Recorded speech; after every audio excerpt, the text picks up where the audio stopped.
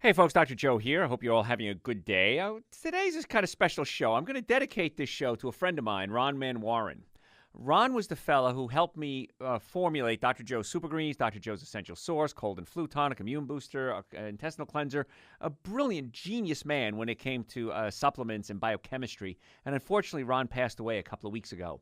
So I wanted to dedicate this show to Ron because he's the man that helped me create these things, these supplements to get to you. And a lot of you, I'm sure tons of you, are experiencing amazing health because of Ron. Great man and a good friend. So what we're going to talk about today is how your tax dollars may actually be being used to adversely affect your health. So basically, we want to get government out of your kitchen is what it's going to boil down to. Now, poor health, you've heard me talk many times, is usually due to a bad diet. It's due to pinched nerves, malfunctioning nervous system, and it's due to a malfunctioning digestive system. The three things you have to have in order to obtain and maintain good health is a normally functioning nervous system, normally functioning digestive system, and good nutrition. But there's a lot of studies out there that confirm that processed foods and sugary beverages are significant contributors to obesity, chronic disease, and even things like cancer. Now, I don't think anybody disagrees with that. I was talking to somebody the other day about my show. They recognized me. I was out and about in public, and they recognized me. And they said, just love your show. And they said, does anyone not like your show? And I said, not a lot of people, because it's really hard to argue that nervous system, digestive system, and nutrition are big players when it comes to health and nutrition. There is no argument on that. So what we're eating and what the government is subsidizing is actually contributing in many cases to poor health. Now, the government appears to be concerned. Of course, we talk about rising obesity and disease statistics, but pretty much nothing's being done. And that's why I want you to listen to these shows, because I want you to take steps to protect yourself. Just because the masses are not getting well doesn't mean you don't have to get well. Example, agricultural policies contribute to poor health in Americans, and they play an important role in obesity because they promote consumption of cheap junk food over good food. Because when I start talking to patients, and I do nutrition consultation on all my patients, and the first time you're joining me, I'm board certified in chiropractic, orthopedics, pain management, double board certified in nutrition, BS in nutrition, award-winning author. The show is, of course, nationally syndicated, and I've been in practice over 32 years. So people come to me and they say, well, Dr. Joe, I want to eat better, but I just can't afford to. And I tell them, well, junk food is cheap because a lot of it is government subsidized. And so farmers make a profit and they can sell it cheap, and then you buy cheap food. But the good news is that there's healthy cheap food as well. I mean, think about some poor countries. Mexican food, of course. Everybody likes Mexican. Most people like Mexican food. Beans and rice, which pretty much a lot of nationalities have some type of bean and rice dish. Very inexpensive, very good for you. Fresh produce can be a little more expensive, but generally speaking, cabbage is extremely cheap. Well, you don't want to buy organic, baby, whatever, Boston lettuce. Well, buy some cabbage. Very inexpensive and really good for you. And what's cool about cabbage, as I digress from my topic here, what's cool about cabbage is cabbage has probiotics in it already. That's why cabbage ferments so easily. That's why we can make sauerkraut. Because you have to add a little bit of starter, so to speak, and there's so much probiotics and prebiotics in the cabbage that it ferments very easily. Now, probiotics, if you don't know what they are good bacteria. And good bacteria line your colon, they line your skin. It's really the reason you're alive. And 70% of your immune system is in your digestive system. And if you're eating a lot of the commercial foods that are being subsidized, they may be treated with steroids, chemicals, hormones, antibiotics, pesticides, herbicides, tranquilizers, and we can be slowly killing off the bacteria in our colon, which can lead to some real serious issues. According to an investigative report, Journal of the American Medical Association, Internal Medicine, July 5th, 2016, 56% of all calories consumed in the United States between 2001 and 2006 came from government-subsidized commodities such as corn, soy, wheat, rice, dairy, and meat. So that's why it's inexpensive. I like saving a buck just like you.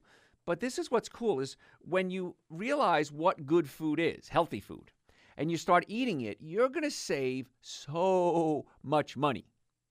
It's scary when you switch over your diet and you're thinking, oh, I can't afford all this organic stuff. It's really inexpensive. And when you do it, and at the end of the week, you have so much money left in your pocket, you go, wow, I can do this.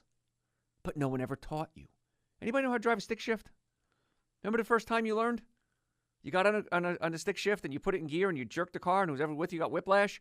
And then you came to your first hill and you thought, I could never drive a car up a hill with a stick shift. This is impossible. And then you learned how to do it. So it's really easy to eat well. You just have to learn how. In fact, my first book, it's called Eating Right for the Health of It. That first book was designed to teach you how to change your diet. Not why so much, but how. My second book, Prescription for Extreme Health, just came out a couple of weeks ago. That's more why. This is why you need to get the nervous system, the digestive system, your diet working. If you have acid reflux, heartburn, burping, gas, bloating, what do you do about it? It's a really good book, by the way. I have to say so myself. But getting great reviews, which is really kind of cool. And all that's on my website, drjoeesposito.com. According to the authors of this American Medical Association article, higher consumption of calories from subsidized food commodities was associated with greater probability of some cardiometabolic risks. So the junk food that you're eating is probably making you sick. And we're going to talk about why you need to get that subsidized food out of your diet and good food in. Folks, I'm going to open up the phone lines. If you have a healthcare question, 844-44-DR-JOE, 844-44-DRJOE. My website for Super Greens, Essential Source, Cold and Flu Tonic, Immune Booster, Colon Cleanser, books. If you want to send me questions, drjoeesposito.com, or just Google Dr. Joe with the number one Dr. Joe in the world. Hey, folks, don't go anywhere. We're going to be right back. Hey, folks, glad you're with me today. Hope you're having a good day. We're talking today about the way food is processed and the way it's subsidized and why it's so easy to eat bad food, and it's a little more challenging to eat good food, but trust me, it's well worth it. High consumption of calories from subsidized foods and food commodities are associated with greater risk of cardiometabolic risks is where we left off. While those sound healthy, if we're subsidizing corn, soy, rice, wheat, meat, and dairy, you say, well, that sounds like good food. Most people would think that is. What happens with a lot of that is it's fed to animals. And so let's take a cow, for example. A cow is designed to eat grass. And when cows are confined, they're usually fed soybeans and corn. Well, the problem with that is that soybeans and corn, soybeans, let's start there, are high in omega-6 fatty acids. And when you put omega-6 fatty acids in your body, they cause inflammation. I'm a chiropractor. My goal, my job for the past 3+ decades is to find out why your body's unhealthy and then try to fix it. Sometimes it's structural, sometimes it's chemical. But every patient that comes in our office, we do a nutritional workup on. And we do nutritional workups with people all over the world. We can do it on phone or on Skype. And I'll sit down with them and I'll say, listen, you have this healthcare problem and you're feeding the problem by doing this. And many times we have to turn to their diet. So omega-6 fatty acids cause inflammation. If you have a bone pinching nerve, that causes inflammation. Now you got double whammy. You don't want that. And also, when you have a lot of omega-6s, you need to eat a lot of omega-3s, which are the good kind of fats. And most of us don't get nearly enough omega-3s, but they get plenty of omega-6s. And now if you're eating a cow meat that's being fed soybeans, higher levels of omega-6. And so now we have a lot of problems, health problems. Every disease known to man has an inflammatory component. And we need to decrease the inflammation, not increase it. And so if you're eating the cheap foods, that can lead to some real serious problems. But again, you can eat inexpensively and be healthy. It's not hard. Yeah, you should eat a lot of raw fruits and vegetables. That may be a little more expensive. I mean, that's why me and Ron Man Warren created Dr. Joe's Super Greens, Dr. Joe's Essential Source, because we took raw fruits and vegetables, took the water out at a very low temperature, juiced it, took the water out, and then we air dried it. We basically put a fan over it to dry it. And what was left was a powder. So all the enzymes and all the nutrients are still there. So one of the reasons we created Super Greens and Essential Source was because we wanted to come up with an inexpensive way to give you a ton of raw fruits and vegetables. I mean, a scoop of Essential Source is about 10 servings of raw fruits and vegetables. Now, is it better than eating 10 servings? No, it's not. Organic, raw would be the best choice, whole foods. This is going to be your second best choice. And so that's why I'm trying to make it as easy and as inexpensive as possible to get well and stay well. Let's start taking some calls. We have lots of callers. If you have a question, 844-44-DR-JOE. By the way, that number rings through to my office when I'm not on the air. If you want to make an appointment, you have questions, you could always call us there. Debbie, how can we make your day better? Hey, let's talk about knees Let's and talk knee about knees. pain Okay. and what we can do to fix that inflammation. Oh, well, good question, actually. First of all, I don't like the way the knees are designed. So when I go to up in the sky there, I'm going to have a long talk with the guy, and I'm going to say, listen, I don't like your knee design. I'm not happy with this. So, because what it is one bone with two bones, one bone sitting on top of two bones, basically, and it's held Right. together with straps called ligaments, Mm-hmm. and they easily come out of place. So with knee pain, couple of things you have to look at, Deb. Number one, is the knee out of alignment? And the chances are, yes, it is. And so first thing Okay. I do with my knee patients is I try to put the knee back in place. And many times that solves the problem. Then I want to look at, Really? yeah, absolutely. It's usually the fibula, which is the outside bone of your knee, kind of along where your pinky toe is. And it's a real thin bone. That comes out of place where it hooks in by the tibia. The tibia and the fibula hook into the femur. And where it hooks into the femur, it comes out of place, and we have to get that back in place. So that's the most common thing. Second thing I would look at is the feet. Because if the feet are out of alignment, it causes the knees to shift. Third thing I look at is a pinched nerve in the low back, because the nerves in the low back control the knees. Following?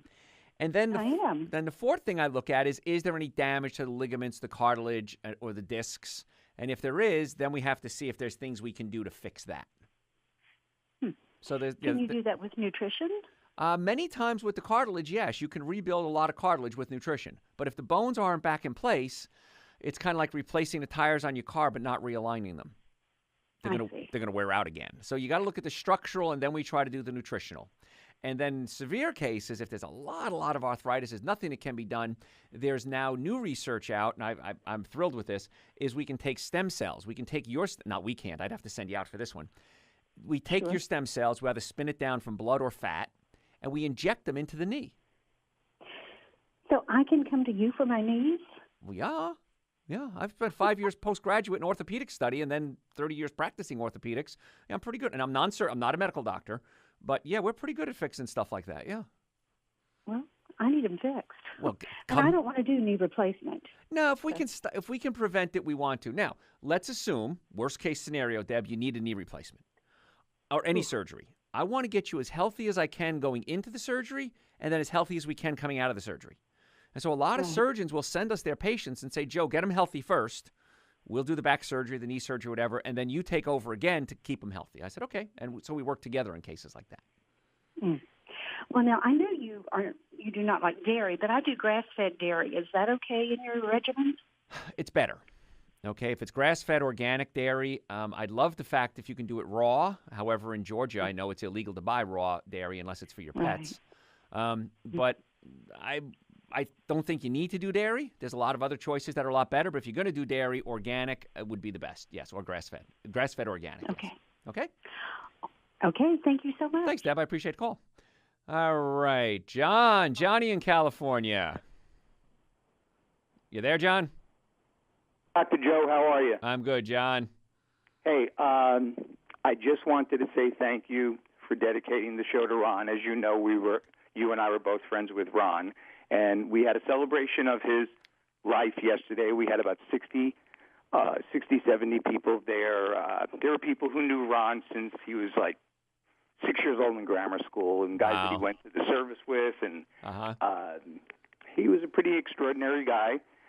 He played basketball for high school and for the Army, and even did exhibition games with the Harlem Globetrotters. Yeah, I didn't even know that about Ron. And folks, if you're just tuning in, Ron Manwaring, a friend of ours, passed away a couple of weeks ago, and he's the fellow who helped me formulate a lot of my supplements, Super Greens, Essential Source. So without him, we wouldn't have those products. And so John is just calling in. You were at the memorial service, right? Yeah. Yes, I was. Yeah, and the family wanted to, on behalf of the family, just to say thank you again for, all your love and support of Ron. And one question, so we'll go off with this, because Ron always got a kick out of this. Talk about why not the incredible edible egg. Why not eggs? That's a great question. All right, Johnny, want to take it off the air? Yeah, thank you, All right, thanks, Joe. Johnny. Why not an egg? That's a good question. Now, I don't eat any animal products. I've been a vegan for over 30 years. I'm not asking you to do that. I'm asking you to make better choices. And animal proteins are very high in acids. When you put animal proteins in your body has to neutralize those acids. And so you have to give up something like calcium is one of the major minerals you give up to neutralize the acids. So I always say if you're going to eat animal products, I'd recommend organic only, but there's so many other foods, 120,000 other foods, you don't have to worry about eating things like eggs. If you're going to eat them, though, they've got to be organic. Folks, we're going to have to go to a break. If you have a healthcare question, give us a call, 844-44-DR-JOE, 844-44-DRJOE. If you want to get Super Greens Essential Source, my book, send me questions, my website, drjoeesposito.com, or just Google Dr. Joe. Hey, don't go anywhere. Tell your friends about the show. We're going to be right back. Hey, folks, glad you're here. I am Dr. Joe. We're talking today about, why I feel we're kind of screwed up when it comes to subsidies and what we're subsidizing when it comes to food and what we should be subsidizing when it comes to food. Because let's talk for a second about the cost of cheap food. The cost of cheap food is really expensive because you might be able to buy a bag of potato chips for a couple of pennies or a dollar or whatever it is, or some processed chips or some junk food, and you think, wow, that was really cheap. It was $1 meal. Well, that's great, but what was the real cost of that? Well, first of all, if nothing else, productivity. And I tell people this when I straighten out their diets with them when they come into our offices. And I'll say, listen, do what I say. Give me 60 days. And if I'm wrong, so what? I'm wrong. But if I'm right, which I am, wow, why didn't I do this sooner? Biggest complaint I get from patients, why didn't I do this sooner? And so when I get your diet straightened out and you realize how much more energy you'll have, nothing else but energy, you'll be fascinated and say, wow, that really was an expensive $1 meal. And then you start noticing productivity increase. And then you start going to the bathroom better. You notice you're a better husband, wife, boyfriend, girlfriend, churchgoer, student, teacher. Everything starts to change when you're healthy. It's a great line. I was talking to a friend of mine, Monica Matthews, a fellow radio show host, and we had lunch the other day. And I said, there's a great line from a song by Emerson, Lake and Palmer. And the line is, you don't have to be well to be wealthy, but you've got to be whole to be holy. Now think about that for a second. You don't have to be well to be wealthy, but you've got to be whole to be holy. In order to have wholeness, from a health standpoint, normally functioning nervous system, normally functioning digestive system, and good nutrition. And so when I get people to eat a good diet, I start out my day, Super Greens and Essential Source. That's how I start my day. Right around 10 o'clock, I'll get a little hungry, so maybe I'll have a couple of handfuls of nuts. Lunch is almost always a salad, and salad is really cheap, folks. And I should buy organic. You should. But even if you don't buy organic, lettuce is pretty cheap. Cabbage is really cheap. Throw in a can of beans. Throw in a can of chickpeas. And you'll be fascinated. And then when dinner comes around, I have a little variety. But you'll be blown away how good you feel as soon as you start making small changes in your diet. And then you're going to say, wow, that really is expensive. That food that I just bought that was cheap really cost a lot of money. Not to mention how much it's going to cost in health care. There's studies out there that show if you just gave up dairy products, you'd increase your life expectancy by 8 years. If you go to a plant-based diet, you increase your life expectancy by 11 years. So it's really not hard. It's easy to do this. And when you start to do it, you'll be amazed. And so you start to pull away from some of those subsidized foods like corn and soy and wheat and dairy and meat. Compared to those who consume the least amount of subsidized foods, these high intake groups, so if you eat a lot of subsidized foods, 37% higher risk of obesity, 41% higher risk of dangerous visceral fat, that's belly fat, and that goes around your organs and around your heart. 34% higher risk of symptoms associated with chronic inflammation. We talked about that earlier, chronic inflammation. So if we talk about things like corn and soy and wheat, those are the biggies. And most of the corn in this country is not eaten as corn. It's either fed to animals or converted into something called high fructose corn syrup. And pick up any junk food, I challenge you, and see if you can't find soy and or high fructose corn syrup in there. Chances are you will. Let's take some more callers, and we're going to go back to that. Folks, if you have a healthcare question, the number here is 844-44-DR-JOE, 844-44-DRJOE. Give us a call. Let's see if we can get you on the air. Or if you have a question, some people don't want to go on the air, you can tell Rachel. She's our screener today, and we can take your question off the air. Or you can send me questions through my Facebook page, Facebook/Dr. Joe Esposito, and I can read your questions there. And if you really don't want to do that, you can send me questions through my website, and I'm more than happy to answer them for you just privately then. Is it Diana? Yes, Dr. Joe. This is Diana. How are you this evening? I am so happy you called. And how can we make your day better? Well, I had surgery on my left shoulder, the rotator cuff. I said I would never do that again, but now I have a torn rotator cuff on my right that's small to medium, and I've been told surgery. Sure. I don't want to do that again. Okay. So I need some options and some other routes. Okay. Well, sometimes if the muscle is torn, you do need surgery, depending how bad the tear is. So I'm not against surgery. Please understand that. But what I find in almost every case I've ever seen that was like pre-surgical, the shoulder's a ball and socket joint. Another joint I'm not happy with. The knees and the shoulders I'm not happy with. The shoulder's a very shallow ball and socket joint, and it can come out of socket very easily. And that puts stress on the supraspinatus muscle, the muscle that's the one that helps you lift your arm up. And that's many times where you see the rotator cuff, the supraspinatus, infraspinatus. I can't remember the other two. There's 4 muscles that make up the rotator cuff. Subscapularis, there you go. And if those tear, many times I find because the shoulder comes out of place, pulls on that muscle, and then the muscle slowly tears. Kind of like take a piece of rope, and if you pull on it long enough, it's going to start to shred. And so a lot of times we need to set the shoulder back into socket. Adjust the shoulder, we call it in the chiropractic world. Adjust that shoulder back into socket, and then we can many times get those fibers to start to heal. And so if it's an early tear, like you said, it's a small to moderate, mild to moderate tear, that would be my first thing that I want to do, is realign everything. And then check the nerves from the neck, because they control the shoulder as well. All right. And then that sounds like a plan to me. It's a start. Like I always tell people, now you have a plan. Up to this point, you haven't had a plan. Now you do. And so we'd love to have you come. You're right near one of our offices. We'd love to have you come on in. We'll take a look at it, and if we can help you, we'll tell you. If we can't, we'll tell you that too. Awesome. Fair All enough. right. Thanks, I Diana. think that's Appreciate awesome. the call. I will do that. We look forward to seeing you. Thanks a lot. And folks, if you do want to call the office, 844-44 Dr. Joe does ring through to my office if I'm not on the air. But we have a couple of lines open at 844-44 Dr. Joe and see if we can get you on the air. All right, so let's talk about high fructose corn syrup for a second. It's been shown to cause more metabolic harm than any other sugar. And the reason is this. When you eat plain table sugar, it's 50% fructose, 50% glucose. And your body uses the glucose as fuel. The fructose has to go into your liver and be converted into glucose. Following that? Fructose goes into the liver, gets converted into glucose. Glucose is the fuel that your body uses as in the cells. In the process of converting fructose into glucose, we create something called uric acid. Uric acid gets into your joints and it hurts. What's the famous disease uric acid is known with? Say it with me. Gout, right? Yeah. But any joint can get uric acid buildup and it can hurt. Uric acid prevents you from producing something called nitric oxide.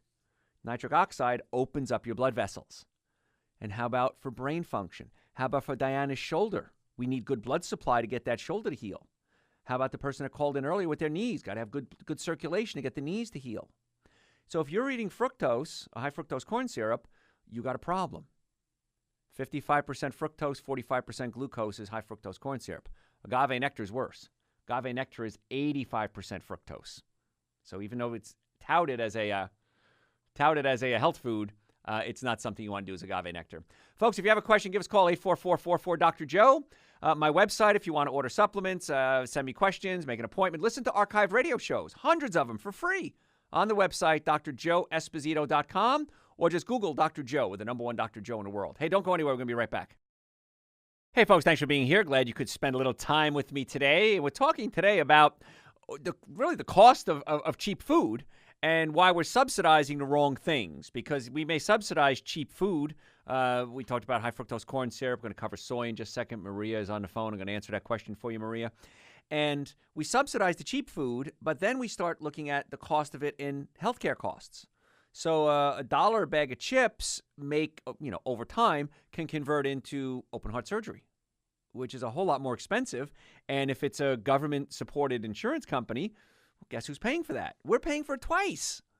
Our tax dollars are subsidizing the junk food that's being grown, and then we're subsidizing the person needing the surgery. Then we have to subsidize perhaps their assisted living and their medications. And so I think we kind of got a little messed up there. I think we should be trying to get the world healthy, the country healthy certainly, and not sick.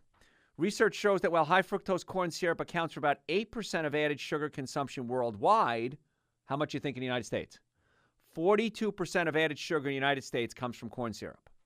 So Americans, we're consuming far more high fructose corn syrup than many other nationalities, and our disease statistics kind of mirror that, don't they? So I want you to read the ingredients, and when you see something like high fructose corn syrup, I want you to say, nay, nay, I shall not eat that, because Dr. Joe says that is not good. And then you say, okay, what's a better choice? And that's what it's all about, folks. I know you're not going to make great choices every day. I want you to make better choices every day. So before I go off on my soy tangent, Maria, how can we make your day better? Yes, my question is, why not soy? Because I use organic soy creamer in my organic coffee. There you go. I don't use like milk, you know, so I was curious about that. Okay, if you're going to do soy, it's got to be organic because about 92, depending on the study you read, 94% of all the soy in this country is genetically modified. Now, when you genetically modified corn and soy, those are the two big ones, you alter the DNA, you alter the protein that's found in there. Now, we as humans have never seen this genetically modified protein since, we crawled out of the ooze a couple of gazillion years ago. And so now this new foreign protein is getting into the body, and our immune system doesn't know what to do with it. So the immune system attacks it. And that can cause a major inflammatory reaction. So that being said, I'd rather see you eat genetically modified soy than animals fed with genetically modified soy. Because those animals are then concentrating all that in their bodies.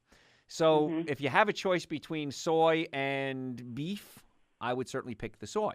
Now, do I eat non-organic soy sometimes? Yeah, I do. If I'm out at an Asian restaurant or something, I want some tofu. I'm not going to lose my mind over it. But when it becomes part of your whole diet and every piece of junk food that you're eating has genetically modified soy in it, that's where the problem comes in.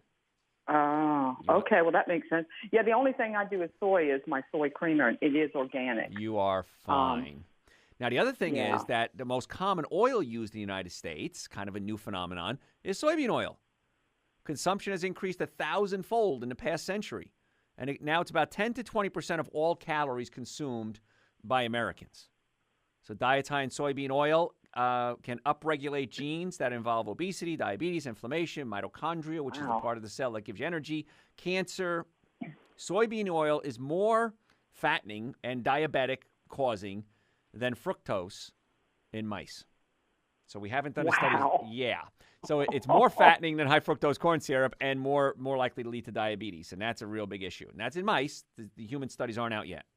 So if you eat too much of it, first, 95% of the soybeans are genetically modified, and so they have a lot more pesticides. And the second thing is the extreme increase is leading to things like omega-6, omega-3 imbalances. We talked about that earlier. Too much omega-6, not enough omega-3, lots of inflammation. As a chiropractor, I want to get your inflammation down. I want to get your nerves unpinched, and I want to get your diet straightened out. So I try to get my patients off the soy if we can, but again, it's still better than eating the meat that's been fed the soy. Yeah. Well, that's about all I do. And I do everything organic because my doctor had me do that years ago. Cool. My internist had me do it. Ooh, how progressive. About 18 years ago. Uh-huh. Well, stick with it, Maria. You're going to be around a lot longer than folks who aren't doing that. So. Yeah, and I'm going to come see you because your office is right across the street from where I live. So I'll be coming to see you. Well, then come see us. That's great. We look forward to seeing you. Thanks, Maria. All right. Thank bye-bye. you. And folks, if you have a healthcare question, 844-44-Dr. or you can always send messages through my website, drjoeesposito.com, Facebook /Dr. Joe Esposito. I want to get your questions answered because everybody's got questions. So let's talk a little bit more about soy. It's kind of a neat thing to talk about. So the increase in it's the omega-6 fatty acids is really creating a big problem because you have the imbalance of the omega-3 fatty acids, and omega-3s are necessary for brain function. They're necessary for inflammation issues. Now, I'm a vegan. I don't take fish oil. Now, I don't recommend you take fish oil either because unless the fish oil is certified mercury-free, chances are there's mercury in it. And I have patients come in all the time say, Dr. Joe, I take fish oil and it's good for me. I said, where'd you get it from? And they mentioned some big box store. And I said, chances are it's loaded with mercury. So a better choice than fish oil would be krill oil. It's still a fish, but the krill is in what's called a phospholipid form. And when it's in a phospholipid form, it's a lot easier to absorb and utilize. So I would go krill oil. Now, I don't do animal products. I do algae oil. And I put algae in my super greens because I think you need that. We have omega-3 fatty acids, and that's a great source. The algae is the purest form. And then if you want to take additional, you can take algae supplements. Now, they're expensive. But once again, the money you're saving by eating a good diet is so ridiculous that you'll have money to go out to concerts and plays and pay for chiropractic care and take expensive algae oils and still have money left over. That's what's so cool about this. It's better for you. It's cheaper. If you're an environmentalist, it's better for the environment. I don't see a downside. But the downside is that a lot of the junk food that we're talking about tastes really good. And so there's a downside. You're going to have to give that up. Is it worth it? To me, absolutely, positively, yes. It's crazy how well it's worth it. Stacy, how can we make your day better? Hi, Dr. Joe. I had a question about some neck pain. I have chronically tight shoulder and neck muscles, and I've had some adjustments in the past. And whenever I have my neck adjusted, I have headaches for about a week after that. Massages seem to help the muscles and the neck pain, but only for, a couple of days. I'm the same way. Only few people can adjust me, and many times I'll get a headache after adjustment. But my neck is terrible. I've got so much arthritis in my neck. We have something called an activator, and that's how we adjust my neck, and it works great. So it depends how you're getting adjusted as to how it's going to work. Okay? Okay. So try getting adjusted with an activator. That would probably help. Folks, if you have a healthcare question, 844-44-Dr. Joe. Again, that phone number rings through to my office when I'm not on the air. My website, drjoeesposito.com. But we have 3 lines open all of a sudden. So give us a call, 844-44-Dr. Joe. See if we can answer your health questions. Hey, do me a favor. I want you to tell all your friends about the show. Don't go anywhere. We're going to be right back. Hey, everyone. Thanks for being here. Do appreciate you taking time out of your day. We're talking today about the high cost of cheap food and why we're subsidizing, I feel, the wrong things. And we seem to subsidize things like corn and soy. And yeah, it's great for the farmers and we can keep the prices low and it's great for people who are trying to buy cheap food. But the cost of that cheap food, the healthcare costs, the subsidies, we the taxpayers pay the subsidies and then we grow it and then people eat the stuff and then they get sick and then we have to take care of the sick people and the loss of productivity alone. Regardless of the fact that it's subsidized, regardless of the fact there's going to be health consequences from it, just the cost of productivity. Because it's real simple. I'll give you a little challenge here. One day for lunch, I want you to have a big salad. Tomorrow, what the heck? Today, whatever. Have a big salad, and in the salad you can add lettuce and cucumbers and tomatoes and avocados and a can of chickpeas, organic chickpeas, of course. Wash them off first. And, a nice healthy salad dressing. And notice how you feel the rest of the day. The next day, I want you to have 2 or 3 slices of pizza. Notice how you feel the rest of the day. You're going to be exhausted. Everyone is. And then you can't keep your eyes open. Then you're drinking coffee to try to stay awake. And coffee is not good for you either. And so there's the high cost of that $1 slice of pizza versus the $1.50 salad that you just had. You might have saved 50 cents, but how much money did you not earn? Through work, through family time, through church time, whatever it is. Trust me. Do it yourself if you don't believe me. And watch what happens. You'll be fascinated. So soy is one of the things we certainly subsidize. Corn we do a lot of, and we've converted to high fructose corn syrup, which is just horrible. And then there's wheat. Now, wheat has been identified as a trigger to poor health through a number of mechanisms. Now, we don't have genetically modified wheat grown in the United States, but what we do is we spray a lot of glyphosate, it's called, which is weed killer, on the wheat. And many times the pesticide is applied right before the harvest. The farmers can then dry out the grain faster, and it helps, of course, get things moving along. As a result, most non-organic wheat tends to be contaminated with toxic pesticides, which are in addition to the heightened level of gluten. Gluten is a protein found in wheat, barley, and rye, and that's found in modern wheat, and that can explain a lot of rising gut disorders, leaky gut syndrome, celiac disease. Dairy is the #1 food allergen. Wheat is #2. And it's interesting. I had somebody send me an email the other day wanting to be a guest on my show, and he says, listen, it's not the wheat and the dairy that's wrong. It's your gut that's wrong. And if we fix your gut, you're able to start eating wheat and dairy again. And I thought, why would I want to have this person on my show? Because I totally disagree with that. Yes, you should fix your gut. I'm not disagreeing with that. But I don't think you should be eating the wheat and the dairy products because of things like pesticides, because of things like sugar. There's such a high sugar content in both wheat and dairy, and we want to get people away from sugar, not into more sugar. So, yeah, could you fix the gut and then maybe not have as many reactions? Yeah, but it's still not a good food. The 4 best foods you can eat are going to be fruits, vegetables, nuts, and seeds. You know, I take Dr. Joe's Super Greens and Dr. Joe's Essential Source every day, twice a day sometimes. I have it sitting in front of the studio, in the studio with me, in front of me. And the reason I do is because it's the minimum amount of nutrients you need to get your day rocking and rolling. And patients say to me all the time, it's like, listen, I listen to you on the radio. You get callers, you answer questions, you have no notes in front of you. How do you do that? My mind works well because I nourish my mind. I'm not smarter than you. In fact, chances are I'm probably a lot dumber than you. But because my brain is able to work better with things like Dr. Joe's Super Greens and Dr. Joe's Essential Source, a good diet, chiropractic care, keeping my nervous system working. So when I have neck pain and back pain and shoulder pain, I got a fracture in my low back. I get back pain all the time. Chiropractic lines me up. Nutrition fixes me. And then if I have acid reflux or heartburn, which I have sometimes, it could be your stomach pushing into your diaphragm. We need to pull the stomach down away from the diaphragm so you can digest your food. And I do that probably on 80% of my patients, myself included. And one of the symptoms I have, and a friend of mine, I was just talking to him today, he says, my heart races like crazy. And I said, do you have any acid reflux? He goes, yeah, all the time. I burp all the time. The same nerve that controls the stomach controls the heart, called the vagus nerve, one of the nerves. And if the stomach is being irritated, it can be affecting your heart and, in many cases I find, causing things like high blood pressure. Kyle, how can we make your day better? Yes, I was calling. I had a question. I'm getting ready to do just a complete detoxification of alcohol. I want it out of my body. Good.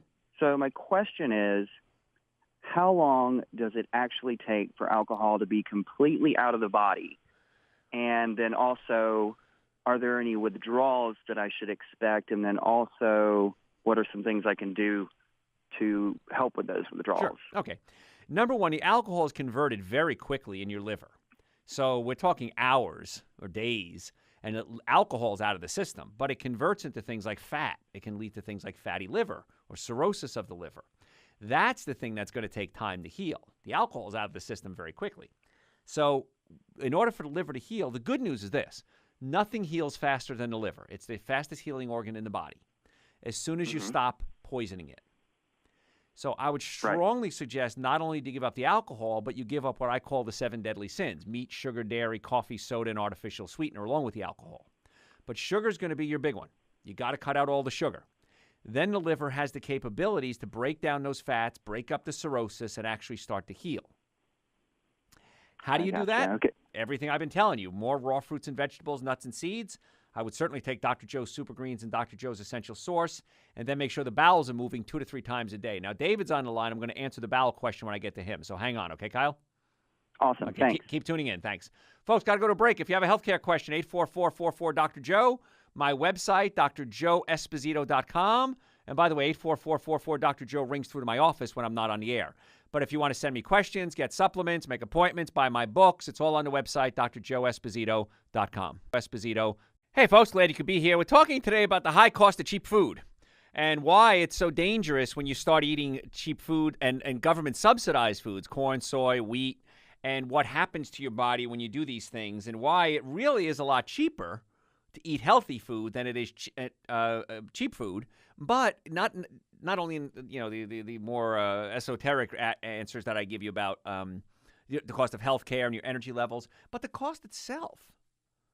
I was at a restaurant the other day with my buddy Tim, and it was a Cuban restaurant. And I've been to Cuba. I went to Cuba when I got a government pass. I went down to consult with the Cuban Olympic team. They asked me to come down and do some consulting, and it was really cool back then. I hope it's still cool now. But anyway, one of the issues was that they do eat a lot of vegetables and a lot of plants because they don't have a lot of money for meat. And it was interesting too because one time we had a big dinner, and Fidel Castro's doctor was there. His name was Dr. Grande. I thought that was a fun name. And it really was his name, I promise. And the Olympic gold medalists were there, so we were like real celebrities there. And they served us a piece of steak. And I thought, oh, gosh, I don't eat steak. What am I going to do about this? And I was told by our interpreter that there are very few cows in Cuba. And in fact, if you killed a cow, 8 years in prison. So what people would do is if one of the cows gave birth, they would then kill one of their other cows. And then if the government came around and did a count, how many cows you got? 4. Okay. And that's it. So they'd have to kill one cow to keep their numbers the same, and then they'd be able to eat the meat. But it was really an honor to be served beef because there's so little beef in there, and only, the really elite get to eat beef. Well, I felt awful. I think I'm going to start a war here. I'm not going to eat the beef that they put in front of me. So I cut it up and kind of played with it around my plate and sent it back to the kitchen. I'm thinking the guy in the kitchen must have went, woohoo, this is a great return. But that being said, the meat was actually different. Because a friend of mine I was with, my old college roommate, who's the chiropractor for the U.S. track and field team, he ate it, and he says it really tasted a lot different than the meat we have here in the States because the cows are eating things like grass. And it tasted more like meat, he said, than a lot of the chemicals that are in there. But anyway, I digress. So we're talking about, again, the high costs.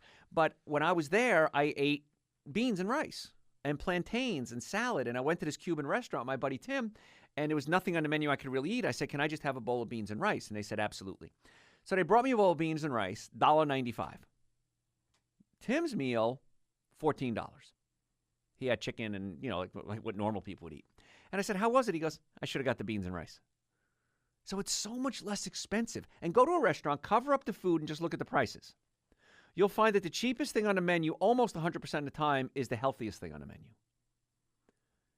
So here you can save a ton of money. If you don't know what to eat, get my first book. It's called Eating Right for the Health of It. And the first half of the book tells you how to change your diet. And the second half of the book is well over 200 recipes.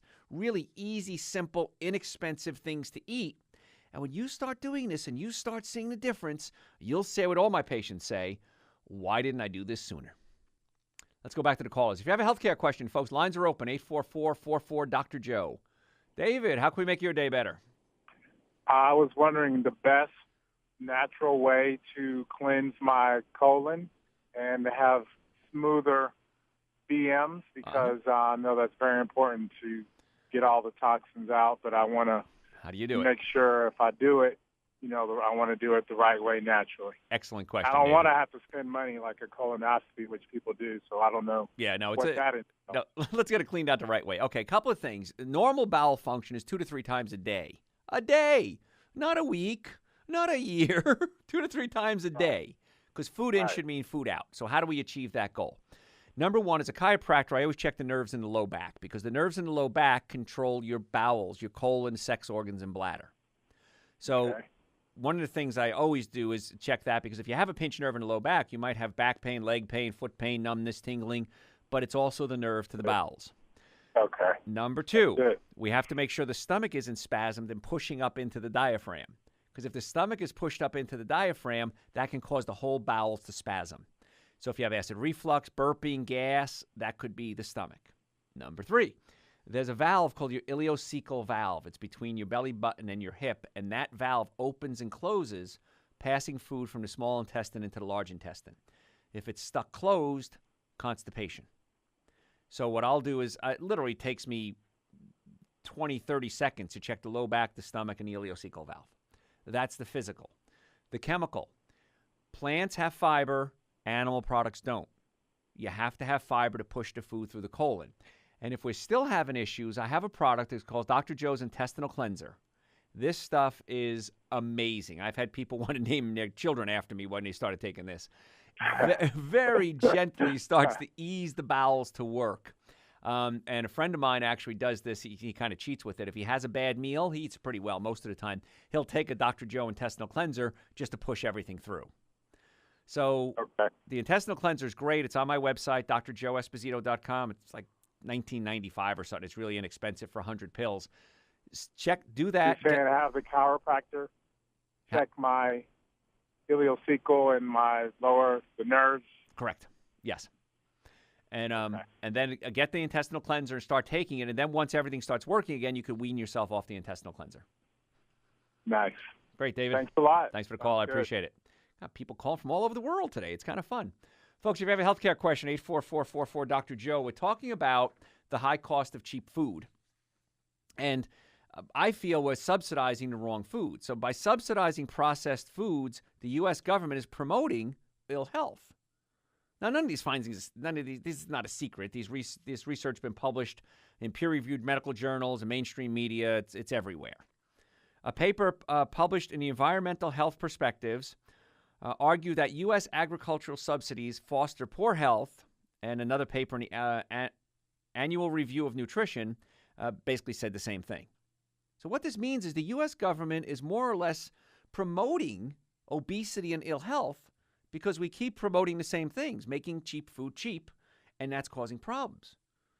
In 2012, there was a nonprofit organization, United States Public Interest Research Group, and they had an article entitled Apples to Twinkies, Comparing Federal Subsidies of Fresh Produce and Junk Food. This is interesting. They revealed that if you were to receive an annual federal agricultural subsidy directly, you would receive $7.36 to spend on junk food and 11 cents to buy apples. So in other words, every year, your tax dollars pay for enough corn syrup and other junk food to buy 19 cakes and only enough fresh fruit to buy less than 1/4 of one apple. So our subsidies are going toward the things that are making us sick. And so this is why it's really important that we get to our kids. We get to the youth of America and say, listen, what you're doing is wrong, and here's a better choice. And the cool part is that once a kid starts eating right, they usually don't go back to the bad stuff. If you ever fed a baby, they'll eat an apple pretty easily, but they're not going to eat a piece of chicken. You really have to kind of force them to do it to get used to that, so to speak. But kids instinctively know. You knew when you were a baby what was good and what wasn't. And the cool, like Dr. Joe's Super Greens, an essential source, take a scoop of that each. It's a powder, so I mix it with coconut milk. Take a frozen banana, throw it in your blender. Make it into a smoothie. If you have kids or for yourself, try that every day and watch your kids' intelligence skyrocket. Folks, got to go to a break. Phone number 844-44-Dr. Joe, that's his number here at the studio, and it rings through to my office when I'm not on the air. My website, drjoeesposito.com, or just Google Dr. Joe. We come right up. And you can get the supplements there, my books, send me questions, listen to archive radio shows. We want to be your doctor, folks. Hey, do me a favor. Don't go anywhere. Tell your friends about the show. We're going to be right back. Friends about the show. Hey, folks. Glad you could be here. Hope you're having a wonderful day. We're talking today about the high cost of cheap food and how I feel we're subsidizing the wrong things. And, in fact, just on Facebook, I got a message from a grammar schooler. And Julia said that in her school, with lunch, you get a free container of milk. You can buy another container of milk for 75 cents. You can only get one container of juice. And if you want to buy water, it's $1. So a bottle of water is $1. You get free milk, and if you want to get another milk, it's 75 cents. So what are we doing here, folks? We're subsidizing something, milk, which is loaded with, many times, steroids, hormones, chemicals, pesticides, herbicides, genetically modified foods. Number one food allergen in the world is dairy products. And so now we wonder why these kids do worse on their tests after lunch than before lunch. Any teachers out there? Can you stand up for me on that one? When do kids have better grades, morning or afternoon? Morning. Why? They had lunch. So think about this. How insane is that? We want our kids to do well. We're giving them something that many kids, in fact, I believe all children, have in some type of an allergic reaction to, milk. But you got to spend $1 for water. How about we just have cups next to a water fountain, if nothing else? Again, I can talk about filtered water and everything, but still, regular tap water, I feel would be better than subsidizing the milk that these kids are drinking and causing all sorts of reactions. And then we have ADD and ADHD and digestive problems and gas and bloating and diarrhea, and they can't figure out where it's coming from, and the kids can't pay attention. They're tired all the time. Maybe we need to look at the school lunch program. And we do, actually. And there are a lot of programs out there, by the way, that are set up for plant-based school lunches, and the kids just thrive when they go with, and it's the same amount of money. That's the kicker, which is kind of neat. So I believe we're subsidizing the wrong thing. 94.1 million acres of corn was grown in the U.S. last year, along with 83 million acres of soybeans. Prices of both commodities are at current 5-year low. In fact, they're perilously close to cost production, as the research says. And the sole reason why so much corn and soy is grown, even though the prices are low, is because the crops are subsidized. One company patents a majority of the corn and soy that's planted, and they lobby real hard to ensure our tax dollars are paying for a lot of those subsidies. About 30 to 40% of all corn in this country is grown for livestock. 5% is used to make high fructose corn syrup. The remainder, 65%, goes toward making ethanol fuel, not food. So we're subsidizing it to make ethanol. About half the soybean crop goes toward feeding livestock. And about 70% of all the antibiotics in this country, depending on the study you read, 70 to 80%, are used in animals, not humans. So if you're eating these animals that were given these antibiotics, you're going to be eating low doses of these antibiotics every time you eat their flesh. So you got to look at it that way. What else is going on to my body when I put this food in? Why am I tired after lunch? I always tell people, you want to do great in school? Eat a healthy lunch. You want to do great at work? Eat a healthy lunch. If you have a meeting in the afternoon, that's a really important meeting, any meeting, how about you have something light? And you're going to be amazed how much better you do. I do a lot of private lectures, and companies hire me sometimes, and I do a lot of public lectures. And I know my brain has to be sharp. So try this and see if I'm right, because I am. And you'll say, like everybody else does, why didn't I do this sooner? Mark, how can we make your day better? Hey, Dr. Joe. Thanks for taking my call. You are welcome. My family's been vegetarian for about 3 years. Good. And we're into fitness and eat vegetables, fruits, nuts, seeds. My mom has a history of cancer.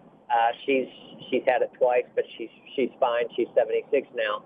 But what I didn't know, as being 50, do I need to follow the normal doctor path of scopes, this, that, and the other, when in essence I feel awesome. I weigh 150 pounds. I'm 5'10". You know what I mean? It's our family's a fitness and health side family. And I really don't buy into normal doctor thinking, which is just medicine for your life. We don't do that at all. Okay. And so I wanted to get your feedback. Sure. I'm not against drugs. I'm not against surgery. And I'm not against testing. As long as it's not an invasive test. I mean, if we have to make you swallow radioactive iodine or something, I might balk at that.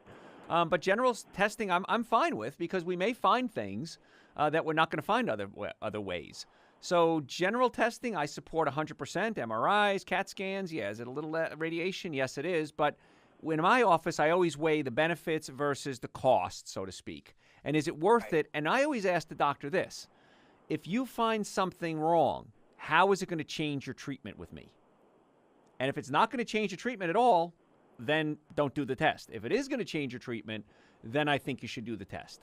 But it sounds like you're doing all the right things, because the way to reduce cancer dramatically is go to a plant-based diet. There's tons of studies out on that. So you're already doing that. You're thin, which is another, reduces your risk of cancer. I really have almost no fear of cancer, because I know how cancer cells grow. I know what I'm doing doesn't feed cancer cells. Do I get checked periodically? Yeah, I do. But so far, I'm older than you. I have no concerns whatsoever. So it sounds like you're on the right path, Mark. Just stay there.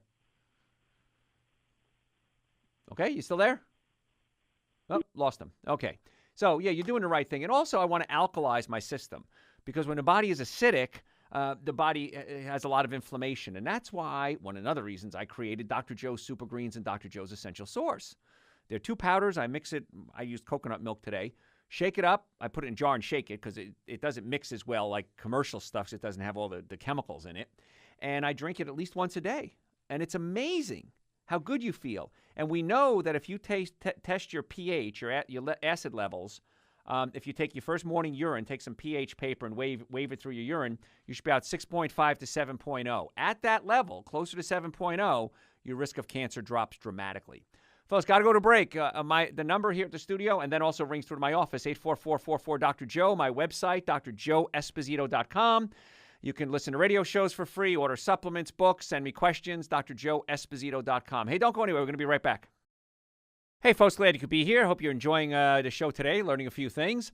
What we're talking about today is the high cost of cheap food, and why I feel we're subsidizing the wrong foods. Because we're subsidizing things like corn and soy, and probably not the best thing for you. And the meat and dairy industry is kind of the same way. The U.S. government subsidizes what's called concentrated animal feed operations, CAFOs, which not only have a lot of destruction to the environment, but we're growing things that may not be the healthiest for you. Now, again, I don't eat meat. I'm not against you eating meat. I'm fine with that. But I want you to make better choices. That's what this show is all about. I want you to just think, how can I make a better choice? And even if you're going to eat meat, how you cook the meat has a lot to do with it. Because if you grill the meat, those grill marks create something called heterocyclic amines. And heterocyclic amines are known carcinogens. So it's better to broil the meat or boil the meat. That's a better choice. So there's a lot that goes into this, and that's why it's so important. You listen to this show every chance you can, because you're not going to get it all in one show. That's why I have my books, Eating Right for the Health of It. That's my first book. It tells you how to change your diet. My new book, Prescription for Extreme Health. Excellent book. And it's a good step-by-step guide on how to get well and stay well. Let's go back to the callers. We got lots of callers. Marilyn, how can we make your day better? Hi there. This has nothing to do with cheap food. Okay. But I believe I have a boil underneath my right buttock. Uh-huh, yeah. What causes that, and what can I do? It's very painful. I don't believe in taking antibiotics or anything. Almost always it's a liver issue. So you got to, do a little soul searching and find out what you've been doing. Have you been doing a lot of sugar? Have you been doing a lot of toxic chemicals, alcohol? And you kind of got to go back to a good plant-based diet. As far as the boil itself goes, what you can do is take some hot towels, take a washcloth, dip it in some hot water, and just keep placing it on there. What that'll do is help the boil come to a head. And when it comes to a head, eventually it'll break. And when it bursts, if it's a real boil, you're going to see a lot of oozy, goopy, yucky pus come out. And that should solve the problem. So I would kind of start there and see how we do. But hot compresses, just keep circulating them. It's not going to happen in one day, but circulate them every couple of hours and you'll see the boil come to a head. All right. Well, thank you so much. My pleasure. Thanks so much. All right, let's keep the calls rolling. Danny, how can we make your day better? Hi, doctor. 18 months ago, I fell in the bathtub and cracked some ribs. I landed square on the back of my rib cage, and I still have a twinge in the front of my ribs on the lower front side. Is that a common thing? And what could be causing that? Yeah, what happens is when the ribs broke, you had to damage the muscles. And if you know what ribs look like, if you've ever eaten spare ribs, that's what your ribs look like. I remember the first time I dissected a human, and I looked in there, I went, God, I feel really weird, but those look really good. They look like spare ribs at the time I ate meat. But when you cracked the ribs, you also tore some of the muscles in there. And so what you're feeling in there is probably that damaged muscle. And so that muscle has to heal. The problem with ribs is this. They never get a chance to stop moving because you're always breathing. I could break my arm, put it in a cast, break my ankle, put it in a cast. The ribs are always moving. So whenever somebody has a rib injury, it usually takes at least 8-10 weeks. How long ago was it, Danny? Oh, it was 18 months. Oh, 18 months. Okay, yeah. So the ribs probably still need some time to heal. You can do hot compresses like we were just talking about the other lady with her boil, and that'll increase the circulation. And another trick that'll help increase circulation throughout your body is when I take Dr. Joe Super Greens, an essential source, of course, you could add some beet powder, B-E-E-T. And beet powder has nitrates in it, which converts into nitric oxide, which opens up your blood vessels. And when you open up the blood vessels, that helps increase circulation through the body, and that would, again, help the healing process dramatically. Is it possible to break the cartilage in the front of the ribs by hitting them in the back? Yes, absolutely. The ribs are connected. And also, when the ribs broke, they also had to dislocate. And so as a chiropractor, my team of doctors and I, we see dislocated ribs all day, every day. And so it may be, I'm guessing on this one, if the rib was never put back in the proper position where it hooks into the spine, it can be putting stress on those muscles. So every time you breathe, you're kind of stretching those muscles a little bit more, and that may be why it's not healing as well. So you having any back pain? No, it's just I get a twinge every once in a while, and it doesn't feel the same as the other side. I'm not as strong on that side as the other side. Yeah. I can tell that. Yeah, the rib is probably. No pain, but okay, you go. No pain, but a twinge. When I move a certain way.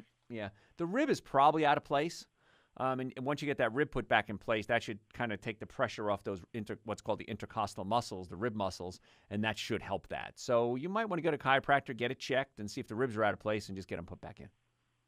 Thank you. All right, thanks, Danny. I appreciate the call. See, folks, we cover a lot of things here. We cover biochemistry, we cover nutrition, we cover physical.